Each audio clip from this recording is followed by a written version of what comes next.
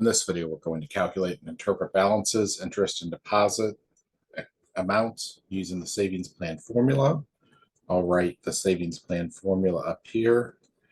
A equals PMT, which is monthly payment, times, and then big fraction here, open parenthesis, 1 plus APR over N, close parenthesis to the NY power minus 1, and then in the denominator, APR over N. So let's go ahead and identify those variables. I'm going to be showing you the work on my scientific calculator over here. So at age 21, someone sets up an IRA, an individual retirement account, with an APR of 8%, which in decimal form is 0.08. At the end of each month, he deposits $85 into the account. How much will the IRA contain when he is age 65? So we're making monthly payments, and Y is equal to 65 minus 21 is 44. So this is going to be A is equal to 85 times 1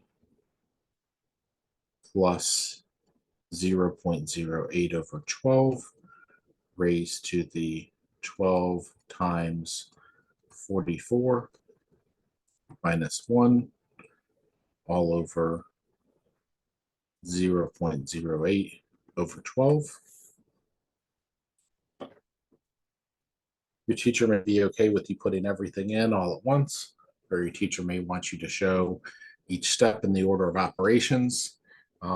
Just ask your teacher how he or she wants you to show it. I'm going to put everything in all at once because I have a calculator with math print that lets me put the fractions in like this. So this is going to be 85 times, and then big fraction, numerator of 1 plus, and then another fraction, 0.08 over 12, close parentheses, raised to the 12 times 44, and minus 1, close parentheses for the numerator. In the denominator, we have another fraction, 0.08 over 12. And you can put that in parentheses if you want. The parentheses are implied when I put that fraction symbol in the denominator, but let's make it explicit. And there we go. We have 412,998.94, and total deposits made would be the $85 every month for 44 years, would be $44,880. Now let's use the savings plan formula to answer the following question. You put $300 in every month in an investment plan that pays 3.5%, which is 0.035. How much money will you have after 18 years? So, and then compare this to the total deposits made over that period of time. So same thing, A is going to be payment times, and then 1 plus APR over N raised to the N times Y, and minus 1, close the numerator, denominator is APR over N, close the denominator, and we get 90091.51. Let's compare that to the total deposits now of 300 times 12 times 18 is 64800. I've already shown you can do a lot of the same work on Excel with formulas that are there, or build your own formulas there, but we're just going to show you how to use the calculator here, because that's the way that the objective is stated here, is to use the savings plan formula. So they want you to learn how to do that with a scientific calculator. There's no reason that you can't do this in Excel, though, if that's the way that your teacher wants you to do it. Let's again use the savings plan formula. Your goal is to create a college fund for your child. Suppose that you find a fund that offers an APR of 5%, which is 0.05. How much should you deposit monthly to accumulate $83,000 in 14 years? PMT is what we want to solve for. So if A is equal to PMT times 1 plus APR over N to the NY minus 1 over APR over N, I should be able to multiply both sides by this denominator. APR over N is equal to PMT times 1 plus APR over N to the NY minus 1. Divide both sides now by 1 plus APR over N to the NY minus 1. 1 plus APR over N to the NY minus 1. And that leaves me with PMT is equal to A times APR over N over 1 plus APR over N to the NY minus 1. So I've just built a new formula using an existing formula. Let's go ahead and use that. I want A is 83,000 times APR 0.05 over 12 over 1 plus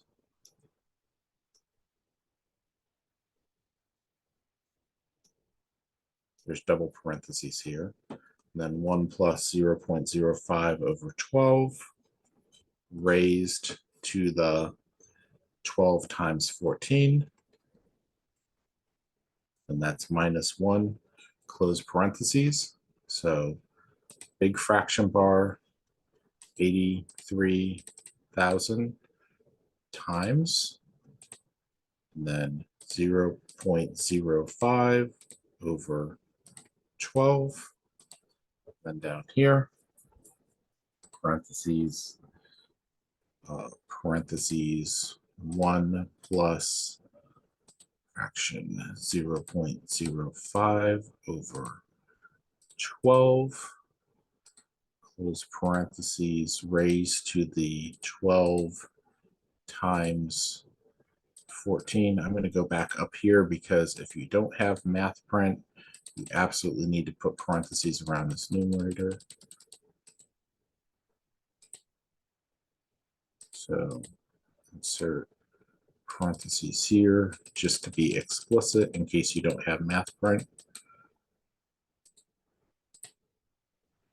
Down here now, this is going to be minus 1 and close parentheses for the denominator. And we should get a monthly payment of $342.30 13.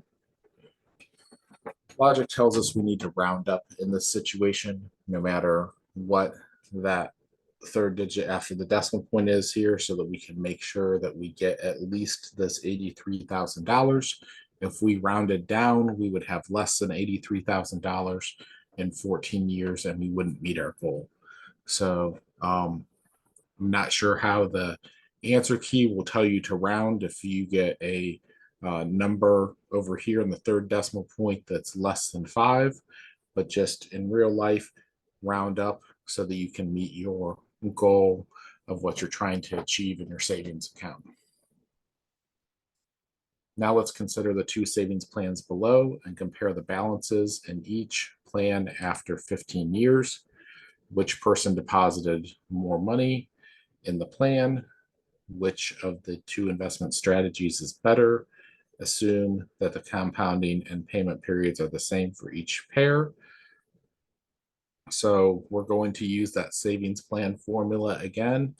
That A is equal to PMT times, and then up here is 1 plus APR over N raised to the NY minus 1 over APR over N.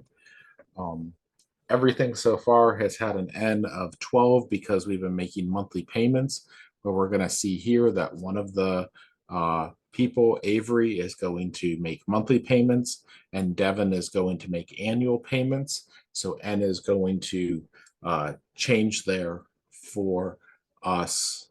And let's go ahead and calculate that and see what we get for each of them. So Avery is going to deposit $550 a month in an account that makes 5% for 15 years.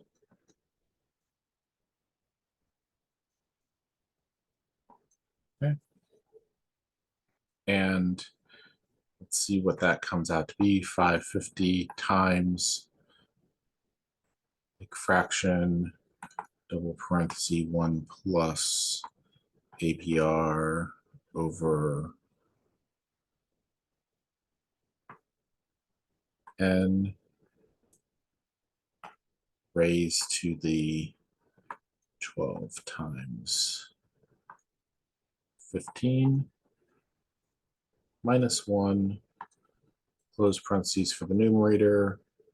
Then we have APR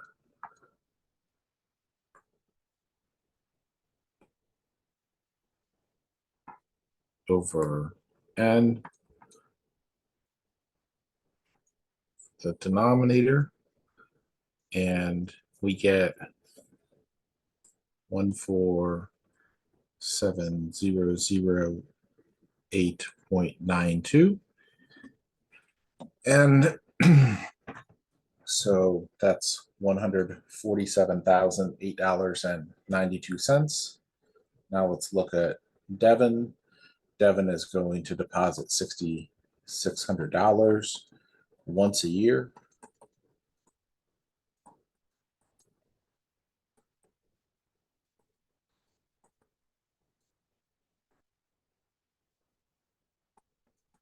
So all those N's become ones. So 6,600 times big fraction here, 1 plus 0.05 over 1 raised to the 1 times 15 minus 1 over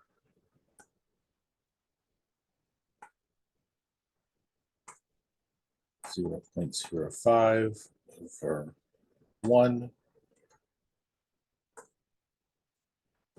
And Devin comes out with 142,418.52. So we see that Avery comes out with more money. Let's actually see if they deposited different amounts of money. So Avery is 550 times 12 times 15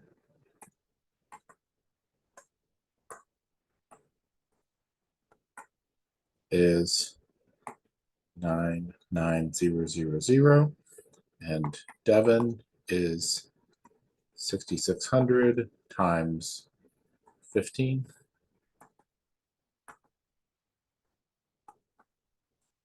is the same 99000. So they both deposited $99,000, but they got different amounts back.